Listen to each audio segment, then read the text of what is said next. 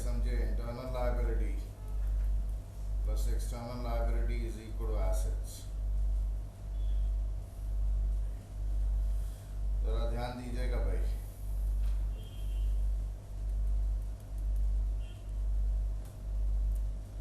नुकसान हो गया, आग से नुकसान हुआ। नुकसान का मतलब ही है इंटरनल लायबिलिटी का नाम क्या जी, loss by fire.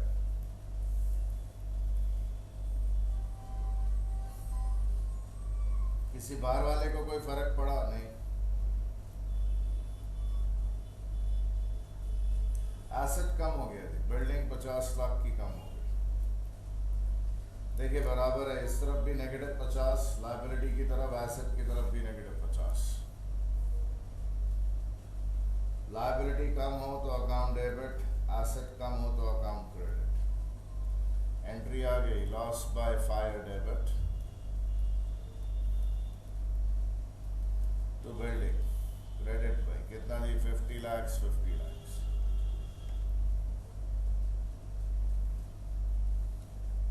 Real person nominal, loss by fire nominal 50 lakh. Building 50 lakh क्या दी, out. Debit what comes in, credit what goes out. Any problem?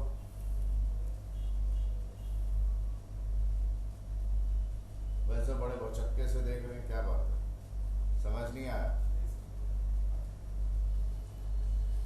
देखिए मैंने आपको बताया था एंट्री करने के 3 लॉजिक हैं।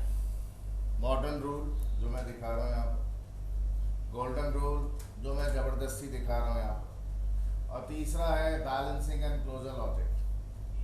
तो बैलेंसिंग और क्लोजर लॉजिक की अब पिक्चर आपको दिखाना चालू करूँगा। इंश्योरेंस कंपनी बोलती है कि हम 36 लाख रुपया देंगे, कैश वगैरह उन्होंने दिया नहीं है, अभी एडमिट कर लिया इंश्योरेंस कंपनी वालों ने कि हम देंगे। 50 लाख का नुकसान है जी, 36 लाख अगर मिलने की बात हो रही है तो फिर नुकसान 50 लाख का है ही नहीं।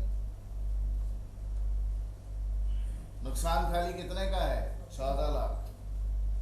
मतलब आपने जो 50 लाख का नुकसान लिखा वो गलत लिखा। गलत लिखा मतलब तब फाइनलाइज नहीं था। दीदी आप बहुत लिख रही हैं, क्या बात है, ऐसा तो कुछ लिखने वाला इसमें है नहीं, और यही नोट्स इसी गंदी हैंडराइटिंग में आपके हाथ में आने वाले। सो लिखिए मत, जब अटेम्प्ट करने को बोला जाए तभी अटेम्प्ट करिए। मेरे को सिखाना है इसलिए मैं आपको अटेम्प्ट नहीं करने दिया अभी। अगर कोई लॉस ऑर्गेनाइजेशन रिकॉग्नाइज करती है तो इंटरनल लायबिलिटी कम हो जाती है। अगर कोई लॉस ऑर्गेनाइजेशन कैंसल कर देगी तो इंटरनल लायबिलिटी बढ़ जाएगी। सर नहीं समझे, आप एक ऑर्गेनाइजेशन हो, अगर कोई लॉस होता है तो क्या करते हो आप, इंटरनल लायबिलिटी रिड्यूस कर देते हो ना। अगर लॉस कैंसिल हो जाएगा तो इंटरनल लायबिलिटी क्या होगी, बढ़ जाएगी। लॉस कैंसिल होना अच्छी बात है। ये देखिएगा, ये लॉस बाय फायर ब्रैकेट में लिख रहा हूं, cancellation.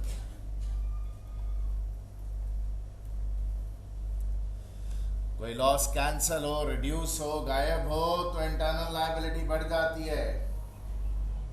Can we understand the logic?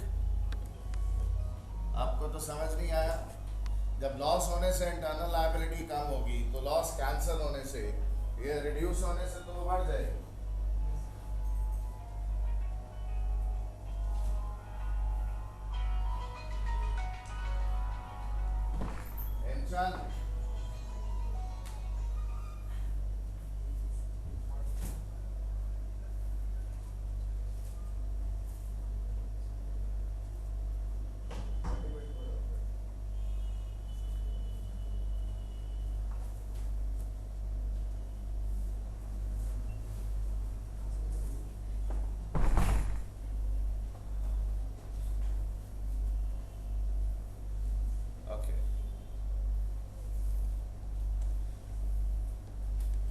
So loss by fire cancel हो गया जी।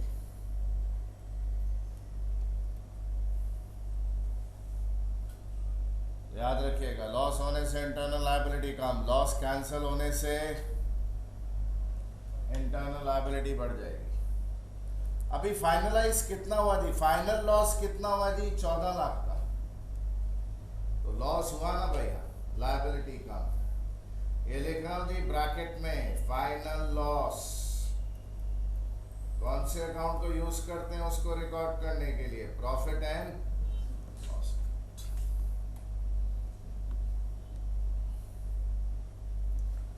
और भाई जरा ख्याल करिएगा, किसी से पैसे लेने हैं आज लेने, किससे, इंश्योरेंस कंपनी से। कितने, 36 लाख। तो इंश्योरेंस कंपनी क्या बन गई आपके लिए, किसी बार वाले का कुछ देना है, नहीं दी। चेक करिए, चेक +50 -14 लाख का नुकसान है जी। 50 की बिल्डिंग जली और 36 मिलने की बात हो रही है। नेट कितना हो गया, पॉजिटिव कितना, 36 है जी। और एसेट साइड में पॉजिटिव कितना है, 36, बराबर है दोनों तरफ।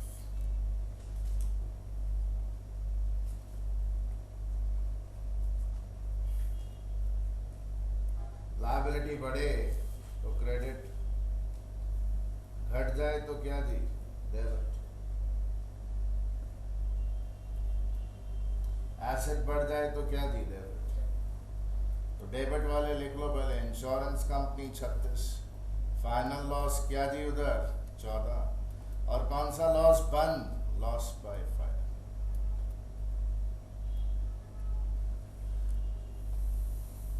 Any problem. किसी भी चीज का अगर डेबिट बैलेंस हो और आपने उसको बंद करना हो तो क्रेडिट कर देते हैं। ये क्लोजर लॉजिक से भी बोल सकते हैं, मैं तो मॉडर्न रूल से दिखा रहा हूँ, आप क्लोजर लॉजिक से भी बोल सकते हैं। बंद क्यों कर दिया, बिकॉज ये अकाउंट बेकार का है, फाइनल एक्चुअल नुकसान खाली 14 लाख का है। तो ये अकाउंट फिर भाई खोल कर क्या फायदा, बंद कर दीजिए, क्लोज हो गया। इसी को आप अगर अपने गोल्डन रूल से करें तो इंश्योरेंस कंपनी पर्सनल अकाउंट है 36 लाख रुपए। ये कैसे भाई, ये रिसीवर हैं of our request for claim. ये देखिए स्टूडेंट के लिए सोचना कितना मुश्किल होगा इस चीज को, रिसीवर गिवर अगर करने बैठे। स्टूडेंट के लिए आसान क्या होगा भाई, loss by fire cancel 50, loss हो तो डेबिट करते हैं, लॉस कैंसल हो तो क्या करेंगे, क्रेडिट। फाइनल लॉस एनपीएल कितना, 40।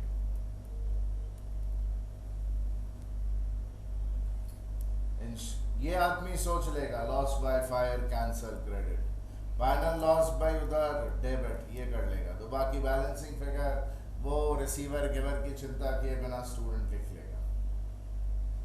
और जो लोग भाई अकाउंट्स ढंग से नहीं सीखते हैं वो एंट्री का रट्टा मार लेंगे। बस वो रट्टा मारने वाली भाई प्रवृत्ति से बचने की कोशिश करिएगा, क्योंकि वो आगे काम नहीं आएगी। क्लियर है, देखिएगा। तीसरा पार्ट कर दीजिए, the claim amount was received by cheque after a month, attempt कर दीजिए, एनालिसिस कर दीजिए।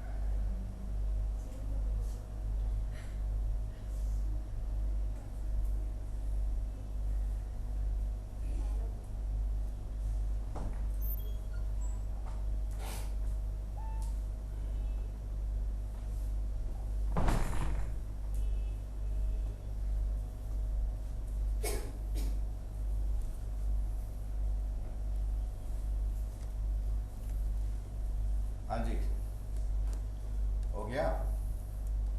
चलिए देखते हैं क्या किया।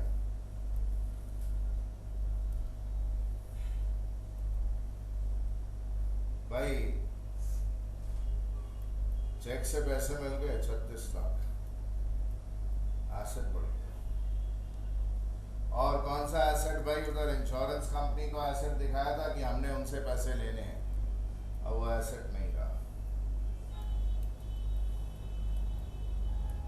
कहीं कुछ और फर्क नहीं पड़ा। सब मेरे को तो समझ ही नहीं आ रहा है, तू पागल है क्या? जो नफा नुकसान है वो तो रिकॉग्नाइज कर लिया तूने, अब तो खाली पैसे मिले।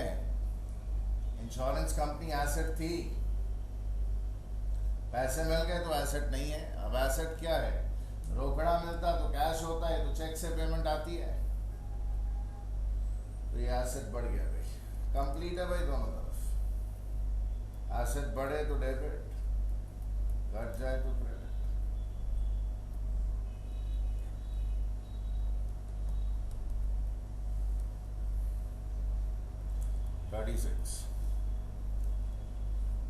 कोई प्रॉब्लम?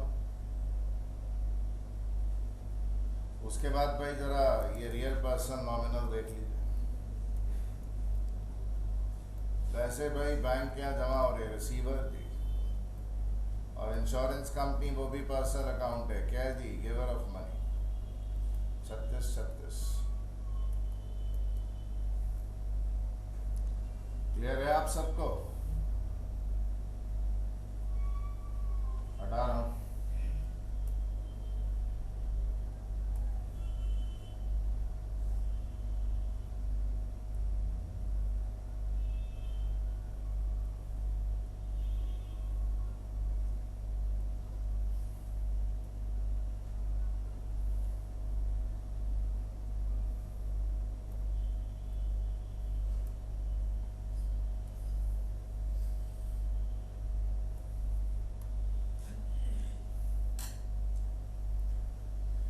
We, आप गुलू एंटरप्राइज ट्रेडिंग ऑर्गेनाइजेशन है, कोई माल बनाते नहीं, बाजार से ही खरीदते। Distributed goods worth ₹10,000 as free sample. आपके पास कुछ गुड्स थे, ऑब्वियसली परचेज किए हुए गुड्स थे, उनको एज अ फ्री सैंपल्स आपने दे दिया। क्यों दिया भाई? कारण है कि आप चाहते हो लोगों को मालूम पड़े कि आपके गुड्स कितने अच्छे हैं। उससे क्या होगा? सेल बढ़ेगी। आप सेल प्रमोशन एक्सपेंस है, सेल बढ़ाने का खर्चा है, अटेम्प्ट कर दीजिए। ये देखिए भाई,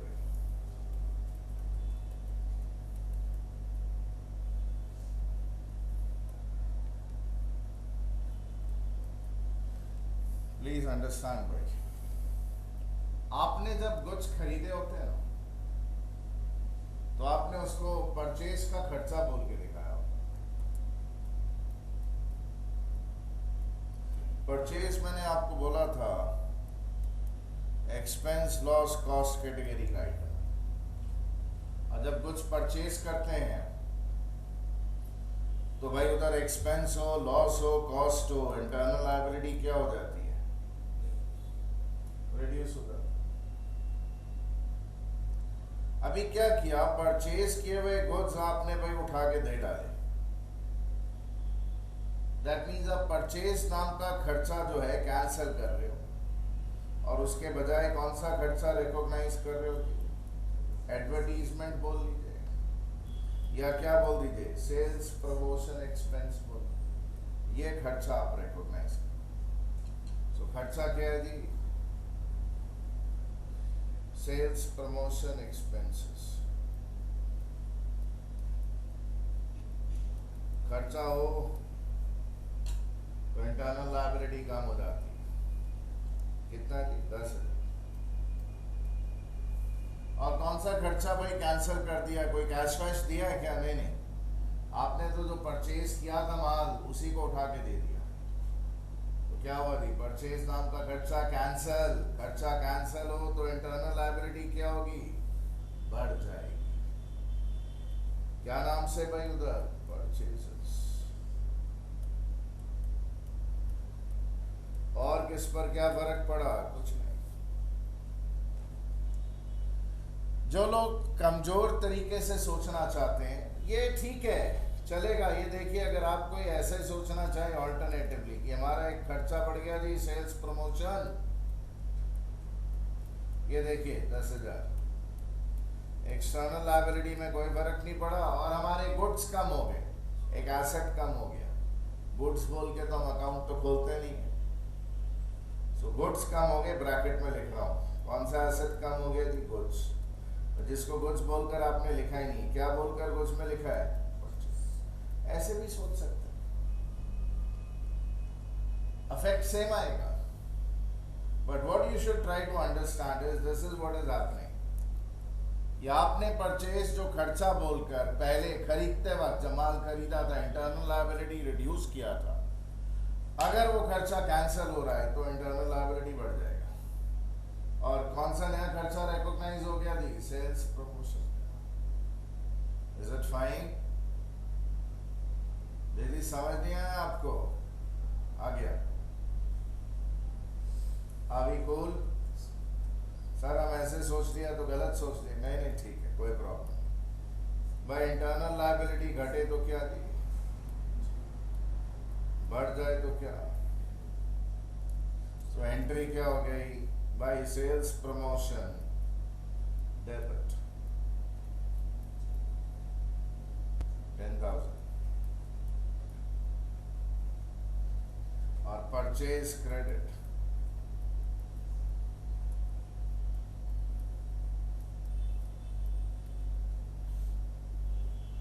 any problem? Real person nominal sale promotion expense recognized 10,000।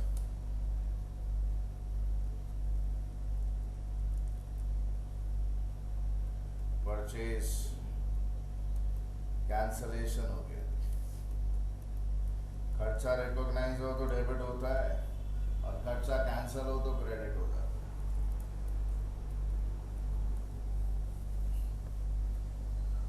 Any problem? हटा रहा हूं।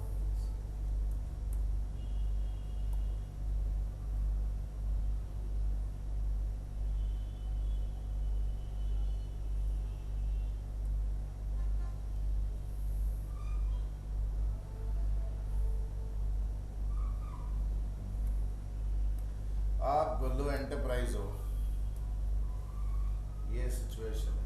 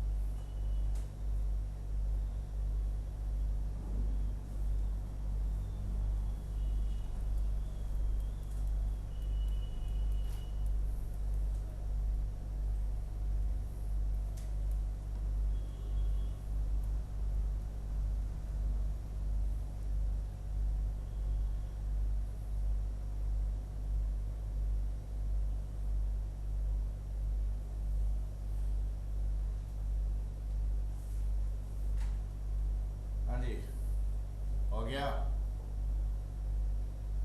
अब एक ऑर्गेनाइजेशन है, आपको कोई गुड्स एज फ्री सैंपल क्यों देगा? सोचिए, ताकि आप उन गुड्स को देखें, अपने कस्टमर्स को दिखाएं, जरूरत पड़े तो अपने कस्टमर्स को आगे दे दें कि भाई आप लोग देखिए ले जाइए, ताकि वो माल खरीदने आए। बट जब आपको फ्री सैंपल्स मिले हैं तो आपके तो कोई पैसे लगे नहीं, कोई रोकड़ा तो आपको देना नहीं पड़ा, किसी का कोई पेमेंट तो आपने करना नहीं है। वो गुड्स जो है आप बेच भी नहीं सकते, आपको सैंपल के रूप में मिले हैं, आप दिखा सकते हो या आगे अपने कस्टमर को दे सकते हो, बेचना भी अलाउड नहीं। सब मान लीजिए हमने चोरी चोरी चुपके बेच दिया, तो भाई उधर वो कैश सेल या क्रेडिट सेल की एंट्री हो जाएगी। बट अगर आपको खाली सैंपल मिलता है तो आप अपने पास रखते हो या आगे कस्टमर को दे देते हो, ये कोई ट्रांजैक्शन ही नहीं है, कोई एंट्री पास ही नहीं हो। अगर आप फ्री सैंपल के रूप में कुछ गुड्स उठाकर अपने खरीदे हुए गुड्स दे देते हो तो खर्चा है, बट कहीं से सैंपल मिला फ्री और आगे भी आपने फ्री दे दिया तो कोई ट्रांजैक्शन। तो इसको मिलने पर कोई एंट्री नहीं।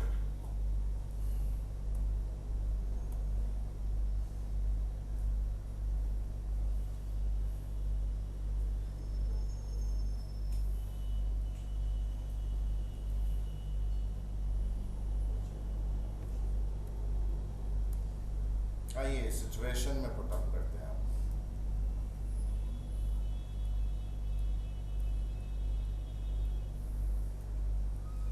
मेड कैश सेल्स ऑफ रुपया 15 lakh to Jugni limited and रुपया 18 lakh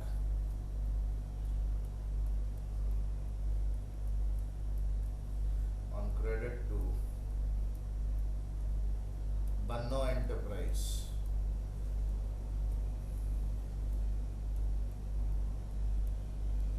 Banno Enterprise paid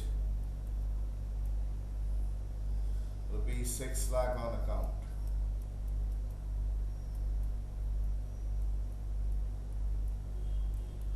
Banno Enterprise returned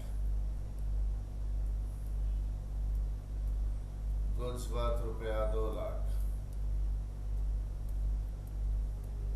Banno Enterprise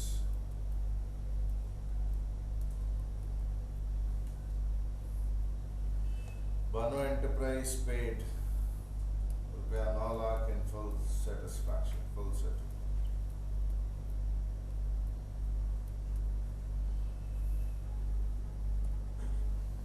Attempt.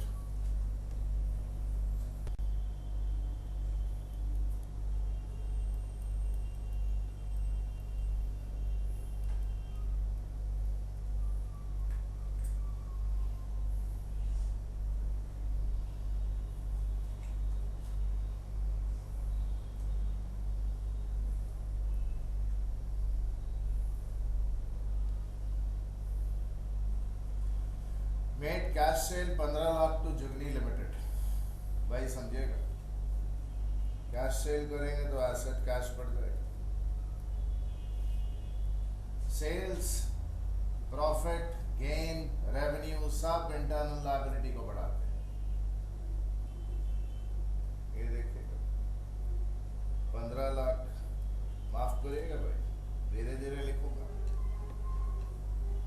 Sir ये जुगनी लिमिटेड क्या हुआ? जुगनी से कोई मतलब नहीं, अगर आपकी कैश ट्रांजैक्शन है तो पार्टी अकाउंट से कोई मतलब नहीं। कंप्लीट हो गया। हाँ जी, वो जो सेंटेंस पड़ा वो कंप्लीट हो गया। एंड 18 लाख का क्रेडिट सेल किया बनो एंटरप्राइज को। लो जी, इंटरनल लायबिलिटी और बढ़ गई सेल्स के कारण।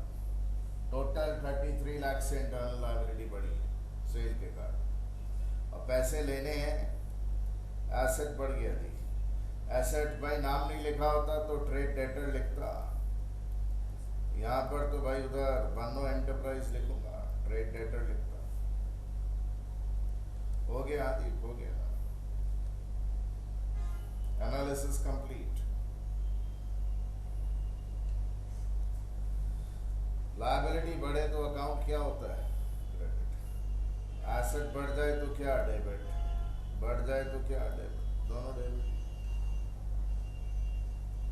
सो भाई डेबिट क्या क्या, कैश 15, बनो एंटरप्राइज ट्रेड डेटर है दी 18, और क्रेडिट भाई कितना से स्टडी। लोग बड़े खुश होते हैं हमने एंट्री कर लिया। एंट्री तो यार आप बचपन से करते हैं, कर ली तो कौन सा तीर मार ली। एनालिसिस सही किया कि नहीं। Real personal nominal, sale nominal है 33 lakh, credit all income gains and revenue and cash 15 in Bano enterprise personal account क्या जी, receiver of goods which we sold to them. Bano enterprise paid रुपया 6 लाख ऑन अकाउंट, 18 लाख रुपया लेना था हमने, एसेट थे हमारे लिए बनो एंटरप्राइज वाले, 6 लाख उन्होंने कैश दे दिया हमें। तो क्या होगा भाई, एसेट बढ़ गया, कैश कितना 6 लाख। कौन सा एसेट कम हो गया जी, बनो एंटरप्राइज कितना 6 लाख, कंप्लीट। किसी आइटम में कोई फर्क नहीं पड़ा, एसेट बढ़े तो डेबिट, घट जाए तो क्या दी, कैश डेबिट। तो बनो एंटरप्राइज 6, एनी प्रॉब्लम।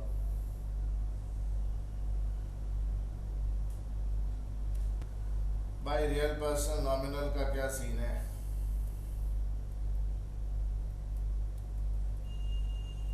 और ये अपनी बनो एंटरप्राइज क्या दी, गिवर ऑफ मनी, इसलिए क्रेडिट कर। नेक्स्ट, बनो एंटरप्राइज रिटर्न गुड्स वर्थ रुपया 2 लाख। देखिए हमने टोटल 18 लाख रुपया लेना था इनसे, जिसमें 6 लाख की पेमेंट तो इन्होंने कर दी, तो बचा कितना 12 लाख। ये क्यों आपको प्रॉब्लम दिया है, ताकि आप पिछली आइटम से रिलेट करना सीखना चालू करें। कि अगर कोई इंफॉर्मेशन है और उसकी कोई प्रीवियस इंफॉर्मेशन है तो रिलेट करने की आदत डालें आप। 12 लाख में 2 लाख का तो माल ही उनको पसंद नहीं आया या डिफेक्टिव था, उन्होंने रिटर्न कर दिया। देखिए बेचा हुआ माल, बेचे तो भाई उधर रेवेन्यू प्रॉफिट वगैरह सब जनरेट होता है भाई। कैंसल हो, सेल्स रिटर्न हो तो भाई रेवेन्यू कैंसल हो गया, रेवेन्यू कैंसल भाई तकलीफ वाली बात है। 2 लाख रुपए से भाई रेवेन्यू हमारा कैंसल हो गया। Expense loss, revenue cancellation internal liability को कम करते हैं, सेल्स रिटर्न। और बनो एंटरप्राइज हमारे लिए एसेट थे, 12 लाख रुपया लेना था, अब वो उन्होंने माल रिटर्न कर दिया तो एसेट हमारा कम हो गया। बनो एंटरप्राइज ये लायबिलिटी कम हो तो अकाउंट डेबिट, एसेट कम हो तो क्रेडिट। एंट्री आ गई, सेल्स रिटर्न डेबिट,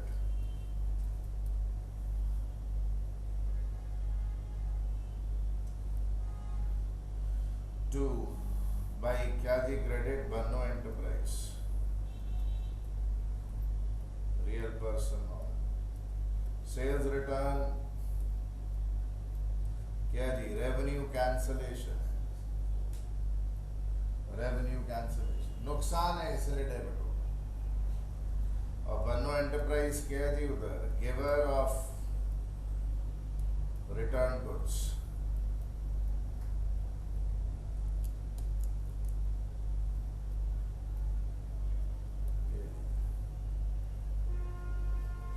अब भाई उनसे कितना लेना है 10 लाख रुपए। 10 लाख में उन्होंने भाई फुल सेटलमेंट में कितना दिया, मतलब 1 लाख रुपए हमने उनको डिस्काउंट दे दिया लगता है भाई, 1 लाख रुपए के डिस्काउंट। अगर ये दिवालिया वगैरह हो गए हो तो बैड डेट मान लेंगे भाई, ऐसा कुछ बोला नहीं तो डिस्काउंट अलाउ। 10 चाहिए था, 1 लाख कम मिल रहा है, नुकसान हो गया आपको। भाई नुकसान कितना? 1 लाख कैश मिला जी।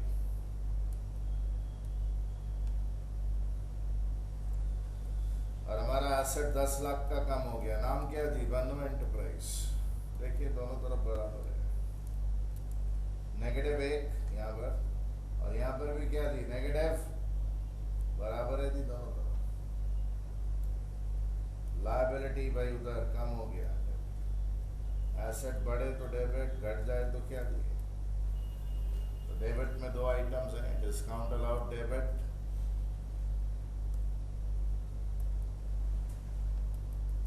Cash debit.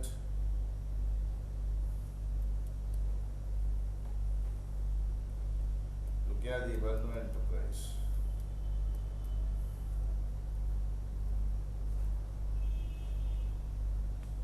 Any problem?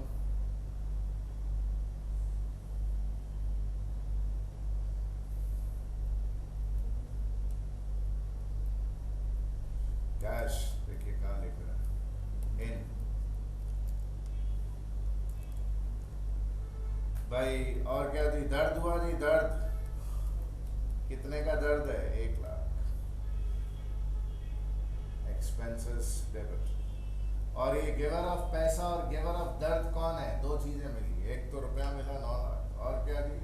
और एक दर्द मिला कितने का? 1 लाख रुपए का। Who is the giver of that? Banu enterprise.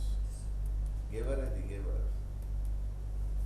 9 lakh रुपया कैश और 1 लाख का दर्द या चोट, जिसको भी आप जो मर्जी बोले। Is it fine? अजी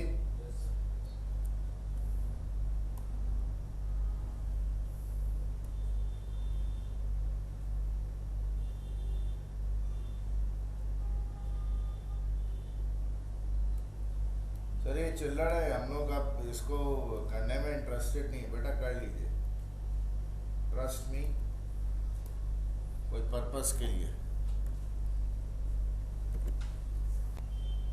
भाई क्रेडिट सेल हुआ जी, लायबिलिटी बढ़ जाती है। प्रॉफिट हो, गेन हो, रेवेन्यू, 4 लाख की सेल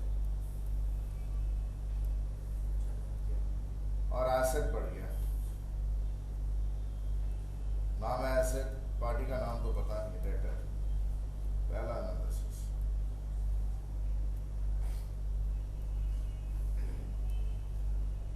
भाई एसेट बढ़े तो डेबिट, लायबिलिटी बढ़े तो क्रेडिट।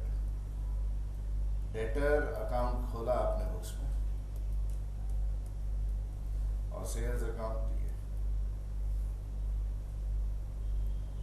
सर ये रियल पर्सन नॉमिनल दिखाइए। वो हो जाएगा जब जरूरत पड़ेगी, कुछ नया आएगा तो बताऊंगा। ये देखेगा, बोलता है वो कस्टमर जिससे 4 लाख रुपया लेना था, बोलता है पैसे नहीं देगा। अब अगर कोई कस्टमर आपको पैसे नहीं दे तो आपको तो नुकसान हो गया। नुकसान हो गया तो इंटरनल लायबिलिटी कम हो जाती है। आप में से कुछ लोगों ने यहाँ बदतमीजी कर दी, इसमें गड़बड़ कर दी। आपको नुकसान दिख नहीं रहा है कुछ लोगों को। जब भाई साहब ने गड़बड़ की थी, और भी लोग होंगे जिन्होंने गड़बड़ की होगी। नुकसान है, बैड डेट बोलते हैं। और एसेट कम हो गया थी। एसेट का नाम क्या थी? डेटर।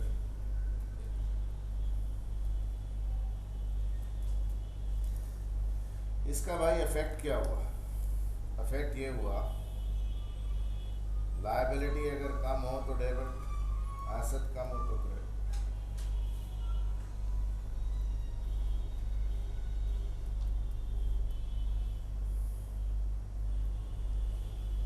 और क्रेडिट क्या थी? डेबिट।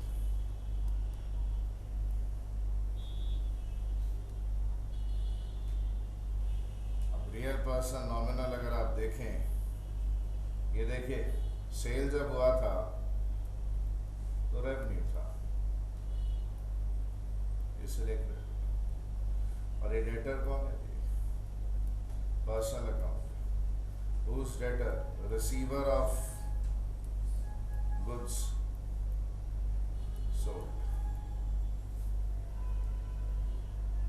बैड डेट हो गया, बैड डेट नुकसान भाई।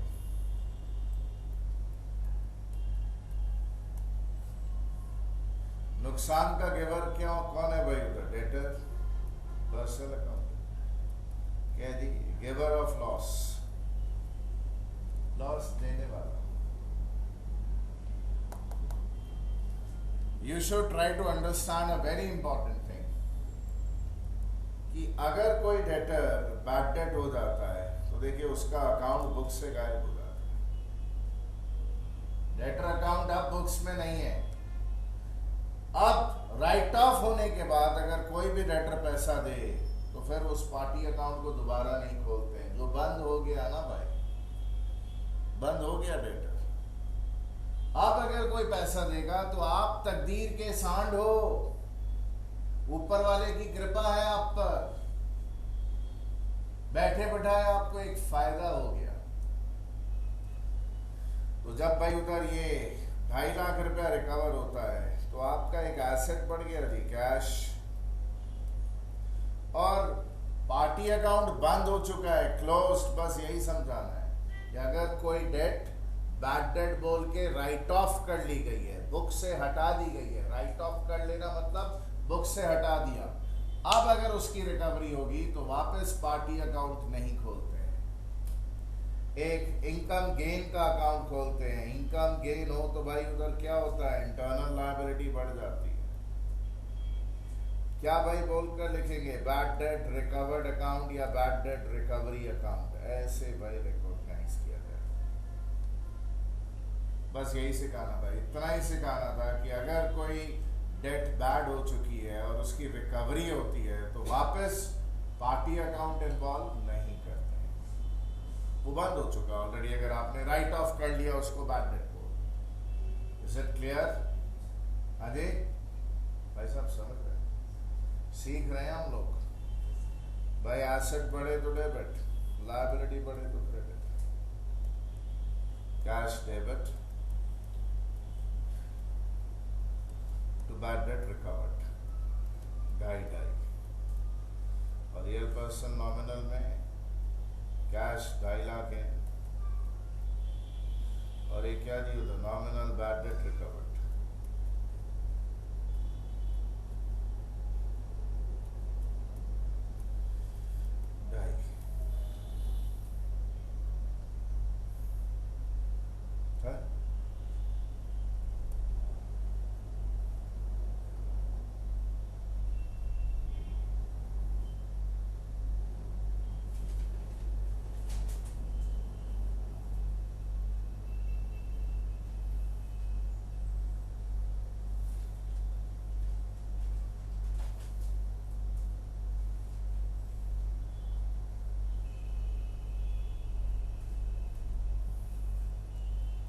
Now guys,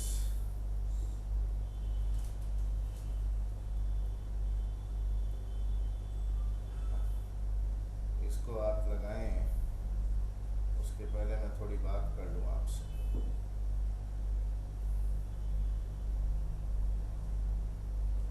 थोड़ा हमारा मूवमेंट पैटर्न अलग रहेगा। अब अलग देखिए, मैंने आपको बताया था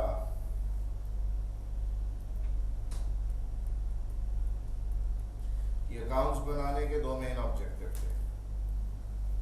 एक तो रिजल्ट्स निकालना और एक है फाइनेंशियल पोजीशन पता करना।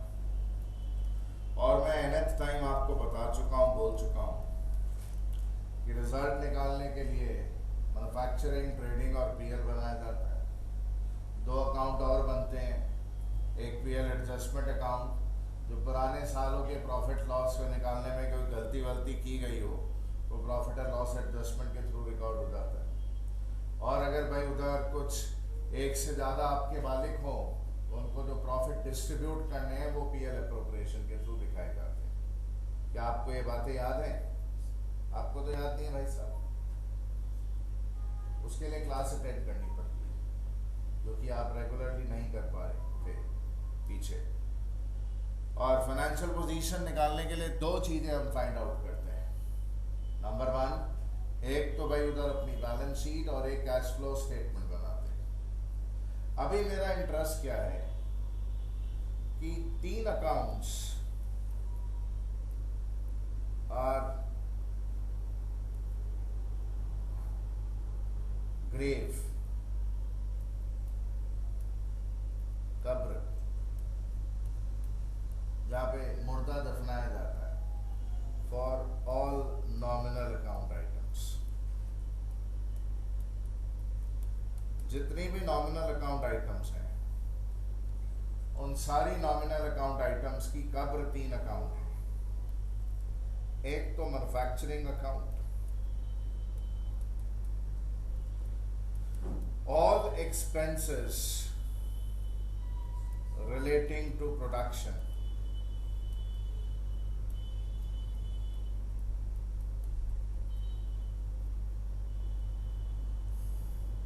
oblique factory,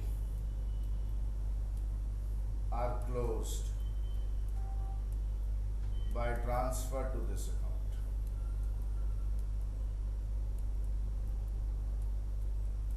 तो जितने मैन्युफैक्चरिंग खर्चे होते हैं सारे इसी अकाउंट में ट्रांसफर होते हैं। Trading account,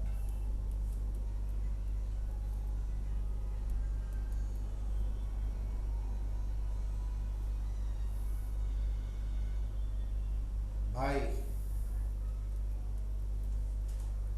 all expenses relating to purchase of goods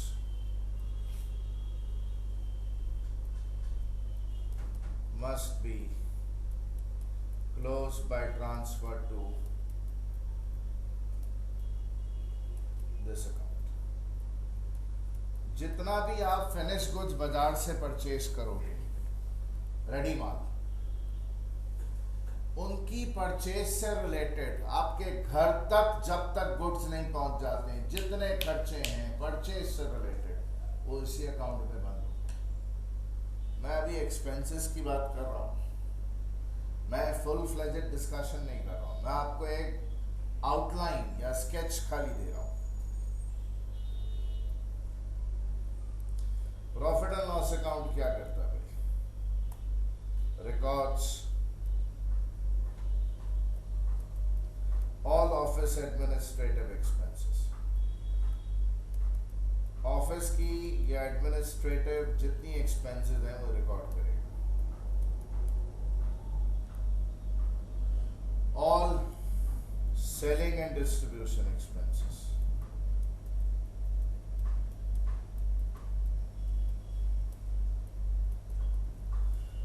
भाई कहीं से फंड्स वगैरह लिए हैं, उसके खर्चे, इंटरेस्ट वगैरह के खर्चे सब यहाँ पे रिकॉर्ड होते हैं। ऑल लॉसेस,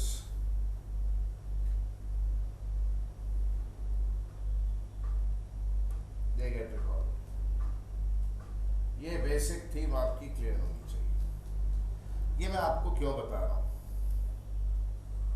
ये देखिएगा, a manufacturing organisation incurred following expenses in cash during the year 11-12 on various dates। समझेगा भाई, ये साल है 1/4/11, 31 मार्च पर किन दिनों को खर्चे किए? बहुत सारी डेट्स को भाई उधर खर्चे हैं। कौन कौन सी डेट्स पता नहीं भाई, बहुत सारी डेट्स को बहुत सारे खर्चे। क्या क्या खर्चे देखेगा? Carriage on purchase of raw material ₹1000, carriage on purchase of finished goods,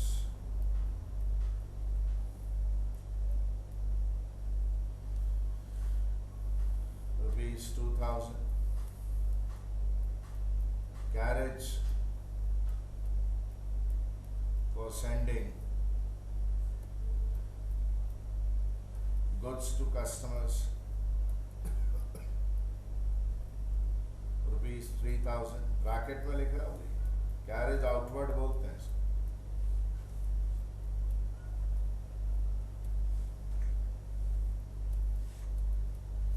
interest paid ₹4,000।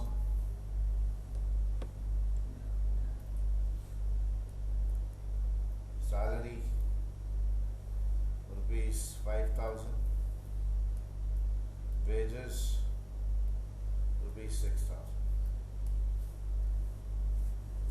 Total जो खर्चा हुआ है दैट इज 1 + 2 + 3 + 4 + 5 + 6 21,000 का मेरे ख्याल से खर्चा हुआ है टोटल करे। नहीं कोई प्रॉब्लम है? एनालिसिस करने में हमारा इंटरेस्ट नहीं था इसमें, मैं इसके एनालिसिस में इंटरेस्टेड नहीं, क्योंकि इसके एनालिसिस तो भाई बड़ी सिंपल सी है कि भाई उधर एक एसेट कैश कम हुआ है, बाकी सारे खर्चे हैं तो क्या होगा जी, इंटरनल लायबिलिटी कम हो जाएगी। भाई एक्सपेंसेस कितनी भाई 21,000, वो वेरियस एक्सपेंसेस,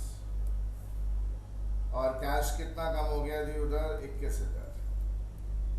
तो ये मेरे को करने में इंटरेस्ट नहीं है, मैं इसके लिए इसको नहीं कर रहा हूँ। मैं छोटी सी बात आपके साथ करना चाहता हूँ, ये जब एंट्रीज होंगी तो देखिए कैसे होंगी। कैरेज इनवर्ट रॉ मटेरियल्स पर 1,000 डेबिट क्यों? इंटरनल लायबिलिटी भाई उधर बढ़े तो क्रेडिट करते हैं, घटे तो डेबिट होता है। एसेट बढ़े तो डेबिट, घटे तो क्या दिखता है टू कैश। 21,000 है। Carriage inward finish goods 2,000। Carriage outward 3,000। Interest 4,000। Salary, all expenses are recorded by way of debiting because they reduce internal liability 5,000, and wages 6,000। So ये दिखाने में मेरा कोई इंटरेस्ट नहीं। मेरा इंटरेस्ट है आपको ये पता चले कि साल के एंड में जितने नॉमिनल अकाउंट होते हैं, मेरे को बस यही बताना आपको। 3 accounts are grey for all nominal account items। हर एक साल के एंड में जितनी नॉमिनल अकाउंट आइटम्स होंगी उनको बंद करना एकदम जरूरी है। अब नहीं करेंगे तो भाई आपने भाई बंदा मर गया उसको दफनाया नहीं, क्योंकि बैलेंस शीट में खाली रियल और पर्सनल अकाउंट ही जा सकते हैं, नॉमिनल अकाउंट जा ही नहीं सकता उसमें। सो होता क्या है, क्लोजर और बैलेंसिंग लॉजिक देखिए, हैव अ लुक। ये खर्चा देखिए, मैन्युफैक्चरिंग से रिलेटेड आपके वर्कर्स जो प्रोडक्शन कर रहे हैं, मशीनों पे काम करते हैं, उनको वेजेस दे रहे, मैन्युफैक्चरिंग से रिलेटेड। ये दोनों account carriage inward on raw material by बंद कर दिया। देखिए क्या लॉजिक अप्लाई कर रहा है, क्लोजर लॉजिक। और कौन सा, ये भी नॉमिनल है वेजेस, ये भी क्लोजर लॉजिक से बंद कर दिया। और जहां भेजते हैं खाली उसका खाली नाम लिख देना होता है, and we call it balancing logic. कहाँ भेजते हैं भाई, मैन्युफैक्चरिंग अकाउंट। ये दो अकाउंट सर गए। तो जितने खर्चे आपकी प्रोडक्शन से रिलेटेड होंगे सारे के सारे मैन्युफैक्चरिंग अकाउंट में ट्रांसफर कर बंद कर दिए जाएंगे। और लॉजिक क्या चलेगा, क्लोजर एंड बैलेंसिंग लॉजिक। और ऐसा क्यों करेंगे, बिकॉज हर एक साल के एंड में रिजल्ट अगर आपको निकालना है तो सारे नॉमिनल अकाउंट्स को आपको ठिकाने लगाना ही पड़ेगा। Is it fine? ये देखिए परचेज से रिलेटेड क्या खर्चा है भाई? परचेज ऑफ गुड्स से रिलेटेड ये खर्चा है, और नहीं जी, और नहीं। ये अकाउंट जो है carriage inward on finished goods, कितना अकाउंट था जी? 2000। ये देखिए बंद हो गया, ऊपर डेबिट था, यहाँ पे क्रेडिट करके बंद कर। And where do you send it to? By trading account. क्या लॉजिक? ये बैलेंसिंग लॉजिक है, जहां भेजना उसका नाम लिखना इस बैलेंसिंग लॉजिक, और ये अकाउंट बंद करना क्लोजर लॉजिक। ट्रेडिंग डेबिट कितना है? इधर देखिएगा, ये डिस्ट्रीब्यूशन का खर्चा है, माल कस्टमर को बेच रहे हैं तो सेलिंग डिस्ट्रीब्यूशन एक्सपेंस है, ये फाइनेंशियल एक्सपेंस है। ये क्या है? ऑफिस एडमिनिस्ट्रेटिव खर्चा। ये भी खर्चे जो आपने साल भर में किए 3, 4, 5 टोटल मिलाकर क्या दी उधर? 12,000। ये खर्चे भी भाई उधर बंद कर दिए जाते भाई, बंद। Carriage outward 3,000। इंटरेस्ट का खर्चा क्या था जी? 4,000।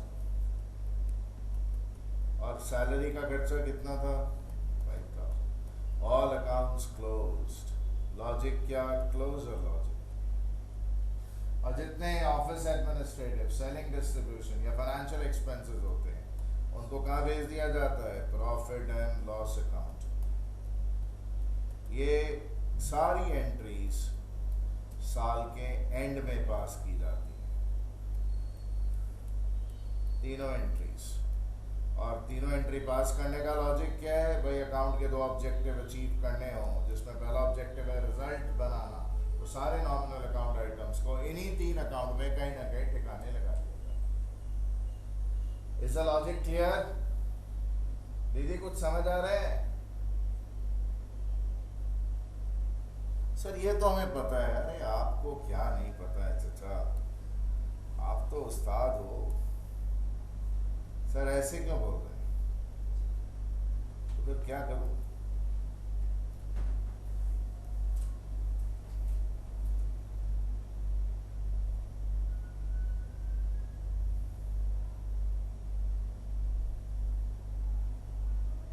ये लीजिए,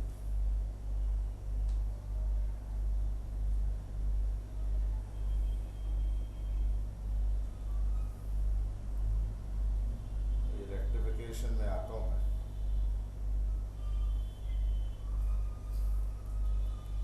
इसे अटेम्प्ट करिए, और अब से नाउ ऑनवर्ड्स आप जो एंट्री करेंगे साल के एंड में क्लोजर की एंट्री भी आप मुझे भाई उधर सोचकर कॉपी में लिखेंगे। Insurance premium for policy of fire insurance was paid on 1st September 2009, rupees 60,000 for a year. Books are closed on 31st March every year. Attempt. ये देखिए, आपका साल चालू हुआ है 1409 को, खत्म हो रहा है 31st मार्च 10 को। पहले बताइए, आपको ये पता चला था सबको? डेट्स हाथ रेस करने को नहीं पूछ रहा हूँ भाई, आपको ये पता चला था सबको? अगर नहीं चला था तो इट्स इम्पॉर्टेंट कि आप सबसे पहले जो आपको पहली क्लास में बात सिखाई है कि पीरियड कौन सा है उसको रिलेट करना चालू करें। लोगों को आप 10 चैप्टर भी करा देते हैं ना तो लोग ठोट के ठोट रहते हैं। जैसे मैंने आपको फर्स्ट क्लास में ही बोला था कि पीरियड आइडेंटिफाई करना, डेट आइडेंटिफाई करना अकाउंट्स में पहला स्टेप है अंडरस्टैंडिंग डेवलप करने का। ईमानदारी से बोलिए, कितने लोगों ने ये साल के बारे में सोचने की जहमत ही नहीं उठाई? ईमानदारी से हाथ रेस करें। सबने सोचा था? वाह छोटे कहीं के, झूठ बोलते हैं आप। फीडबैक अगर नहीं देंगे तो कभी जिंदगी में भाई सीखेंगे नहीं कुछ। अपने साल के 7 महीने बाकी हैं, 60,000 रुपया अगर प्रीमियम 12 महीने का है, कैसे मालूम? बोला 60,000 है फॉर ईयर, तो 7 महीने का प्रीमियम 35,000 है। मतलब अपने साल का प्रीमियम का खर्चा सिर्फ 35,000 का है, और बाकी भाई उधर क्या जी, प्रीपेड है। कितना? 5 महीने का 25,000।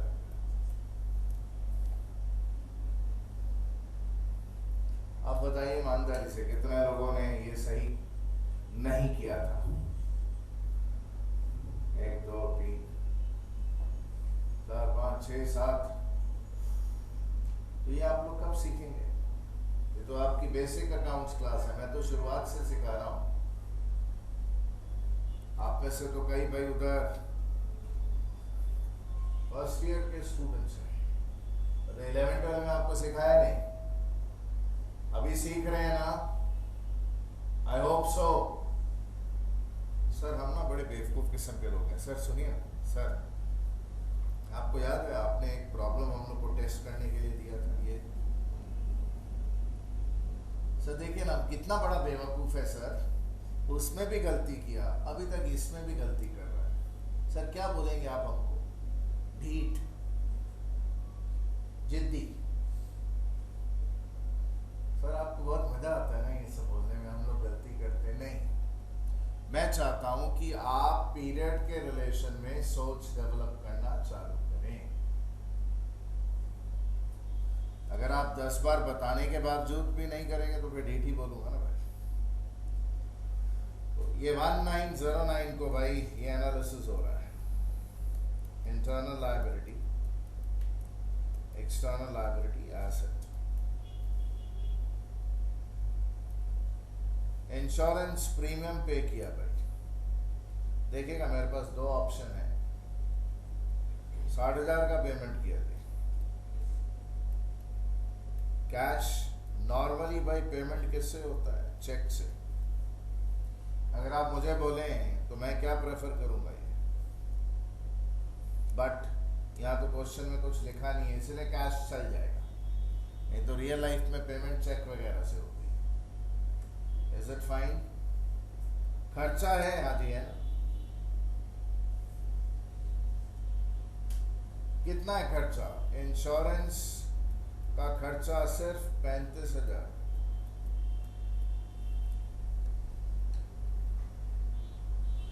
अपने साल का जो है वही खर्चा है, बाकी भाई उधर क्या है, बाकी आने वाले साल में पहले ही दे दिया आपने, एक एसेट क्रिएट कर दिया।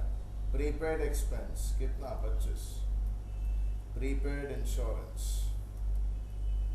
Analysis complete. इधर देखिए नेगेटिव 35 है, और यहां पर भी देखिए एसेट साइड में कितना है? नेगेटिव 35। कितने लोगों ने ये एनालिसिस सही कर लिया था? 2 लोग करेंगे। लायबिलिटी अगर बढ़े तो क्रेडिट करते हैं तो घट रही है, एसेट बढ़े तो डेबिट, ये तो घट रहा है, बढ़ गया तो डेबिट। सो डेबिट में क्या क्या आ गया थी? Insurance debit,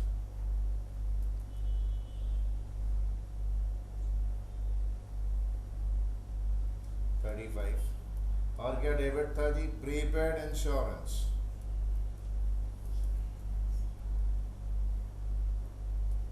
25।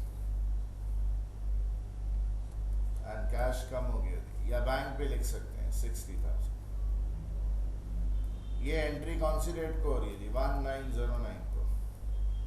Sir real person nominal कर दीजिए, कर दीजिए। कैश 60,000 आउट, इंश्योरेंस 35,000 एक्सपेंस, और प्रीपेड इंश्योरेंस पर्सनल अकाउंट है। किसको दिया? इंश्योरेंस कंपनी को, which is an institution, organisation. कौन है जी? रिसीवर है एक्सेस। एक्सेस पैसे जो है उनके रिसीवर हैं, जो हमारे साल को बिलोंग ही नहीं करते। ये तो ठीक है, साल के एंड में क्या होगा भाई उधर? साल के एंड में जरा ख्याल करिएगा, नॉमिनल अकाउंट कौन सा है? ये है जी नॉमिनल। बंद होगा। हाँ जी।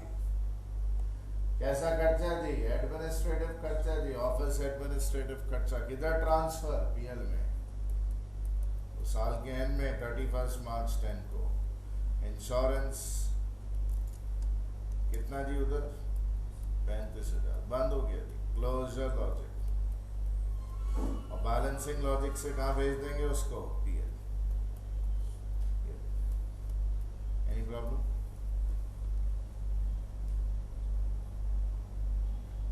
क्लियर है?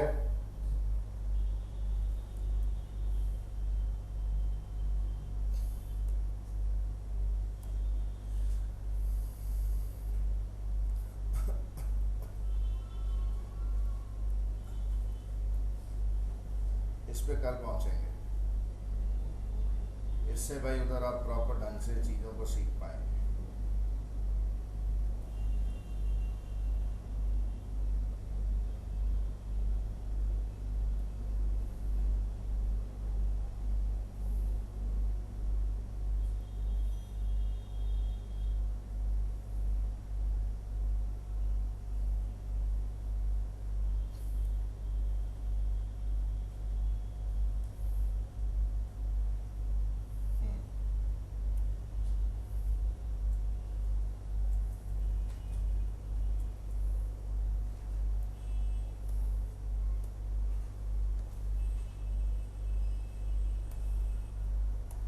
कर दीजिए।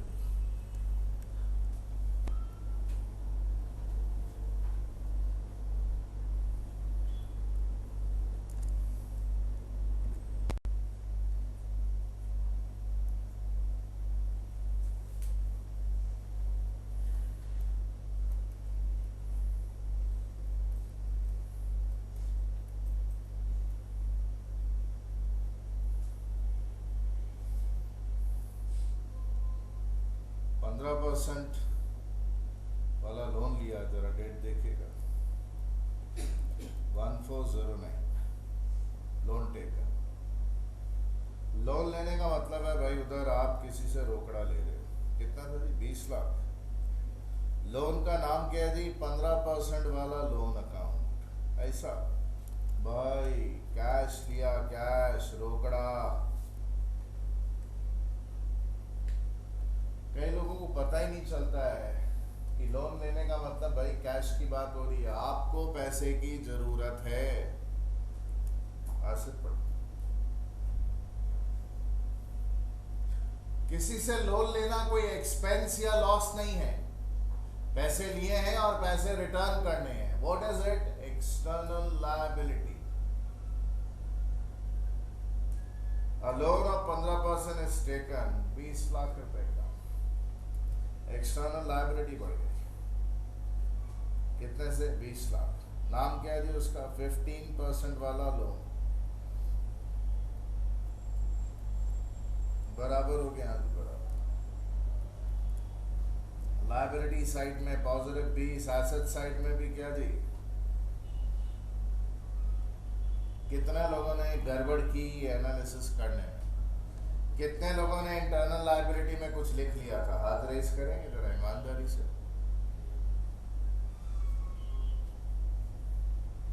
दीदी आप किसी से पैसे लेते हो तो वो कोई एक्सपेंस थोड़ी है, कोई लॉस थोड़ी है। पैसे लिए हैं और वापस देने। समझ आ रहा है? देखिए आप भले क्लास में सब गलत कर रहे हो, बट बताने के बाद दोबारा मिस्टेक कभी मत करिएगा। बाकी सबने सही किया। चलिए मान लेते हैं लायबिलिटी बढ़े तो अकाउंट क्रेडिट, एसेट बढ़े तो अकाउंट डेबिट। सर हम एंट्री ठीक कर लेता है बिना एनालिसिस किए। नहीं भाई, वो तो मुझे चाहिए ही नहीं। तो एंट्री ठीक कर लेता है बिकॉज वो रट्टू है, रट्टू। तेरे को ये मालूम है कैश बढ़ रहा है तो कैश डेबिट होगा, फिर लोन तो तू अपने मन से लिख ही लेता है बिना सोचे समझे। कुछ नहीं सीख पाएगा। What you supposed to understand is loan is an external liability. पैसा लिया है और पैसा वापस देना है। Real personal nominal cash 20 lakh in loan कौन सा अकाउंट होता है जी? पर्सनल, किसी इंसान से, किसी इंस्टीट्यूशन से, किसी ऑर्गेनाइजेशन से लिया जाता है। गिवर है जी, गिवर 20 लाख। बोला 30,609।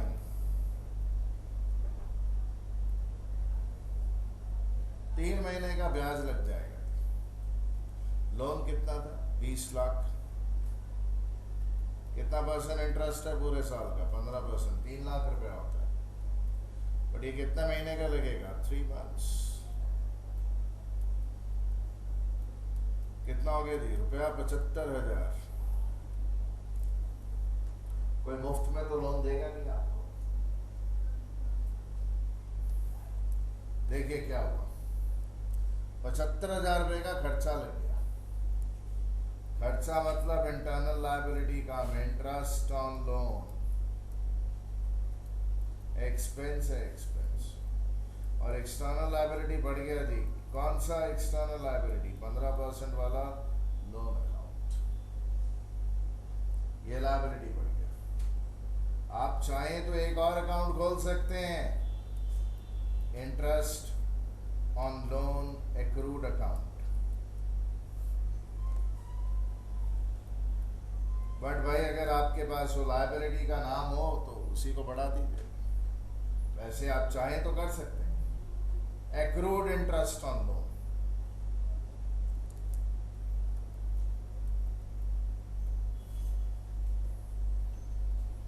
कितने से लायबिलिटी बढ़ गई? 75,000।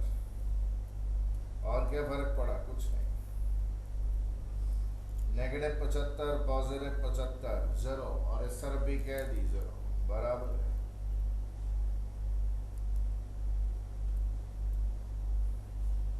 लायबिलिटी बढ़ती है तो क्रेडिट, यहाँ तो बढ़ नहीं रही है, बढ़े तो क्रेडिट। डेबिट क्या हो रही है? Interest on loan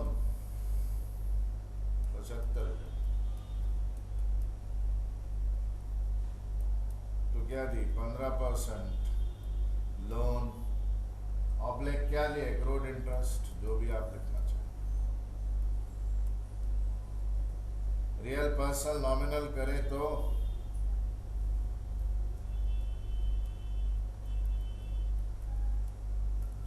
interest on loan क्या दी? खर्चा है।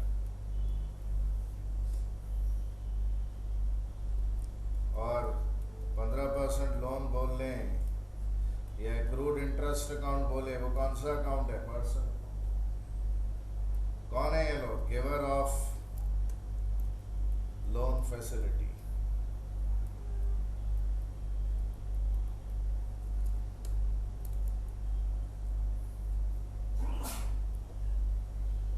बोलता है loan is redeemed, paid back. आप लोगों को सिखा दीजिए, फिर 10 दिन बाद पूछेंगे सर रिडेम्पशन का मतलब क्या होता है?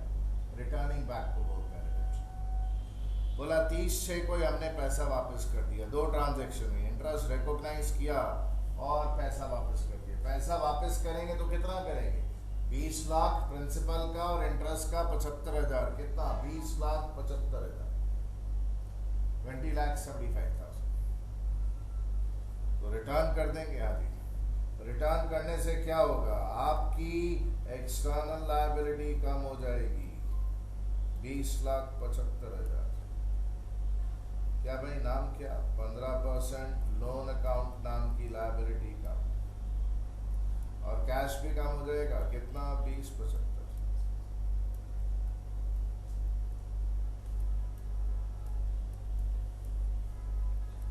-20,75 और उस तरफ भी -20,75। लायबिलिटी कम हो तो अकाउंट क्या थी? डेबिट। एसेट कम हो तो अकाउंट क्या? अगर हमने 15% लोन अकाउंट यहाँ नहीं लिखा होता तो यहाँ पे भाई हम यूं करते, 15% loan 20 lakh, accrued interest 75,000, liability कम हो तो डेबिट। तो अगर मैंने ये यहाँ पे interest on loan to accrued interest लिखा होता तो अभी मैं क्या एंट्री कर रहा होता? 15% लोन 20 लाख, तब 2075 नहीं लिखता, एक्रूड इंटरेस्ट 75,000। यहाँ तो मैंने एक्रूड इंटरेस्ट लिखा नहीं। और क्या जी, कैश कम हो गया, रियल पर्सन नॉमिनल करें तो क्या जी, कैश 2075 आउट, 15% लोन वाले भाई पर्सनल अकाउंट क्या है जी, रिसीवर ऑफ द पेमेंट।